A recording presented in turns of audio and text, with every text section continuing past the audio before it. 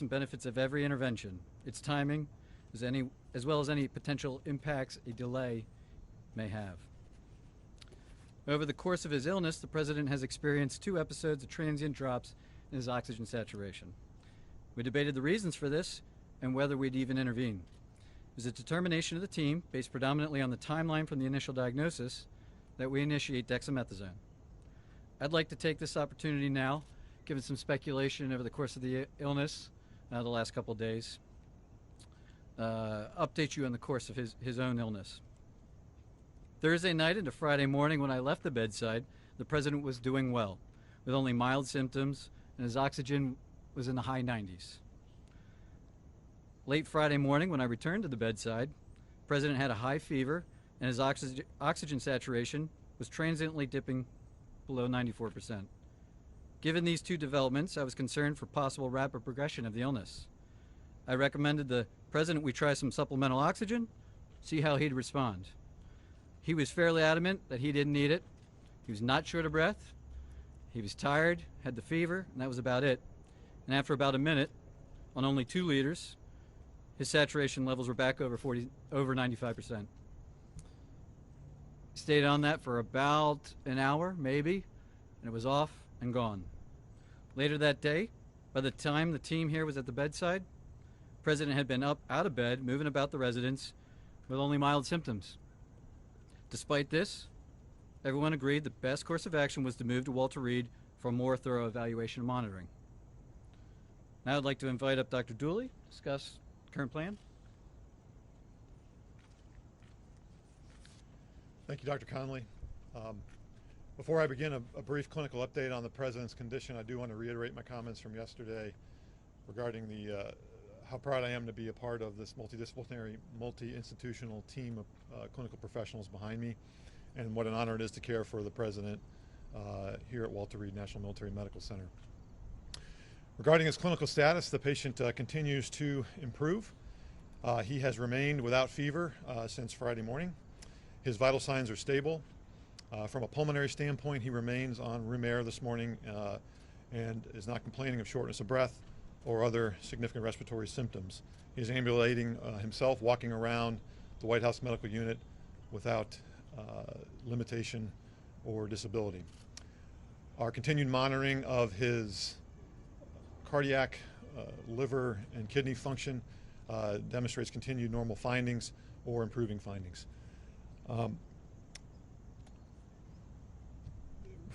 And I'll now turn it over to Dr. Garibaldi from Johns Hopkins to talk about our therapeutics and, again, our plan for the day.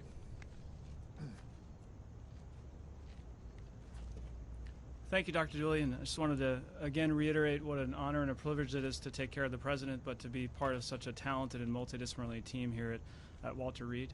The President yesterday evening completed his 2nd dose of remdesivir. He's tolerated that infusion well. We've been monitoring for any potential side effects, and he has had none that we can tell. His liver and kidney function have remained normal, and we continue to plan to use a 5-day course of remdesivir. In response to transient low oxygen levels, as Dr. Conley has discussed, we did initiate dexamethasone therapy, and he received his first dose of that yesterday, and our plan is to continue that for the time being. Today he feels well. He's been up and around. Our plan for today is to have him to eat and drink, be up out of bed as much as possible, to be mobile. And if he continues to look and feel as well as he does today, our hope is that we can plan for a discharge as early as tomorrow to the White House, where he can continue his treatment course. Thank you very much, and I'll turn it over to Dr. Connolly for any questions. Dr. Conley? Just a moment, please. The President wanted me to share how proud he is of the group, what an honor it is for him to be receiving his care here at Walter Reed, surrounded by such incredible talent, academic leaders, department chairs, internationally renowned researchers and clinicians, including the support of Dr. Garibaldi from Johns Hopkins. I'd like to reiterate how pleased we all are with the President's recovery, and with that, I'll take your question. Thank you so much. Dr. Conley, you said that there were 2 instances where he had drops in oxygen. Can you walk us through the second one? And also, I've got a question for the lung specialist afterwards. Sure, yeah. Yesterday, there was another episode where he dropped down about 93%. He doesn't ever feel short of breath. We watched it. and it returned back up. As I said, we evaluate all of these, and given the timeline where he is in the course of illness, we're trying to maximize everything that we could do for him, and we debated whether we'd even start it, the dexamethasone, and we decided that in this case, the potential benefits early on the course probably outweighed any risks at this time. Did you give him a second round of supplemental oxygen yesterday? I'd have to check with the nursing staff. I don't think that if he did, it was very, very limited. But he's not on oxygen, and the only oxygen that I ordered or that we provided was that Friday morning initially. And about what time was that yesterday? Yesterday. What was yesterday? You said the second instance. Second incidence? Oh, it was over the course of the day. Yeah, yesterday morning. Dr. Conley. Dr. Conley. What is the president's current blood oxygen level? That's my first question to you, Dr. Conley. 98%. And what do the X-rays and CT scans show? Are there signs of pneumonia? Are there signs of lung involvement or any damage to the lungs? Yeah, so we're tracking all of that. There's some expected findings, but nothing of any major clinical concern. Then why start him, Dr. Conley, on the... Dr. Conley, why... ask if his oxygen level ever dipped below 90? We don't have any recordings here of that. That's right. On the dexamethasone, Dr. Yeah, what about here? At the White House or here, anything below 90, just to follow up on her question? No, it was below 94%. It wasn't down into the low 80s or anything. No. So, okay, so on the dexamethasone, the steroids, sir, on the lung function? Yesterday you told us that the president was in great shape, had been in good shape and fever-free for the previous 24 hours. Minutes after your press conference, White House Chief of Staff Mark Meadows told reporters that the president's vitals were very concerning over the past 24 hours. Simple question for the American people. Whose statements about the president's health should we believe? So the chief and I work side by side, and I think his statement was misconstrued. What he meant was that 24 hours ago, when he and I were checking on the president, that there was that momentary episode of the high fever and that temporary drop in the saturation, which prompted us to act expediently to move him up here. Fortunately, that was really a very transient, limited episode. A couple hours later, he was back up, mild again. I'm not going to speculate what that limited episode was about so early in the course, but he's doing well. What are the expected findings on his lungs, and why is the president not wearing a mask in the videos and photos that have been released? Well, the president wears a mask anytime he's around us, and we're all wearing our N95s, full PPE. He's the patient, and when we can, when he'll move out into to public, we move him out and around other people that aren't in full PPE.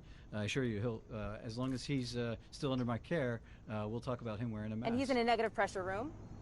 And the room is negative pressure? I'm not going to get into the specifics of his care. And can you answer the question, sir, on the lung function? The lung function question, Dr. Conley?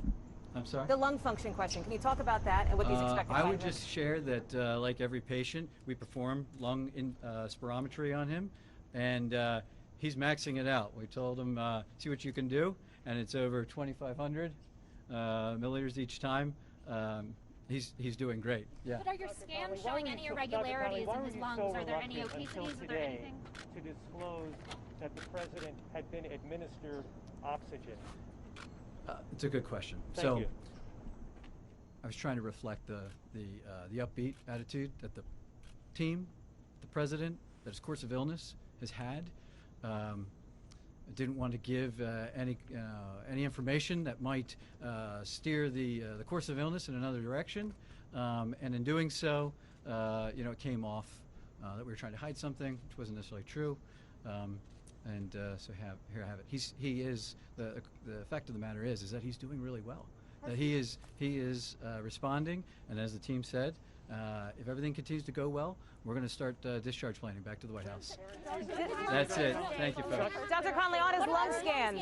This is again. You did this yesterday. Can you please explain what you found on his lung scans?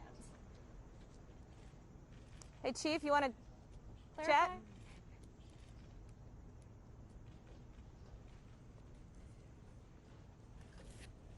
That wasn't as fun as yesterday.